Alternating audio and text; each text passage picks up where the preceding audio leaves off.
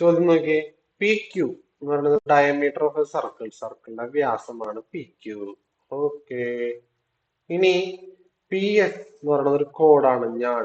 P S എന്ന് പറയുന്നത് ഒരു കോഡാണ്, ഞാനാണ്. ഓക്കെ. പി ക്യു 82 ഉണ്ട്. പി എസ് 80 ഉണ്ട്. എൺപത് ഉണ്ട്. Distance of P S from the centre of the circle. സർക്കിളിന്റെ സെന്റർ കൂടിയാണ് ഡയമീറ്ററിന്റെ അവിടെ.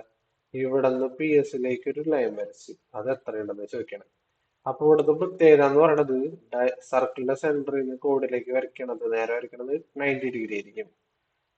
അപ്പൊ അത് പകുതിയാക്കും. 90 ഡിഗ്രി ആണെങ്കിൽ ഇത് പകുതിയാക്കും. അപ്പൊ ഇവിടെ 40 ആയിരിക്കും. പിന്നെ ഇത് ഡയമീറ്റർ 82. അപ്പൊ റേഡിയസ് 41. അങ്ങനെയാണെങ്കിൽ ഇത് എത്ര, ഈ ഡിസ്റ്റൻസ് എത്രയാണെന്ന് ചോദിക്കണേ.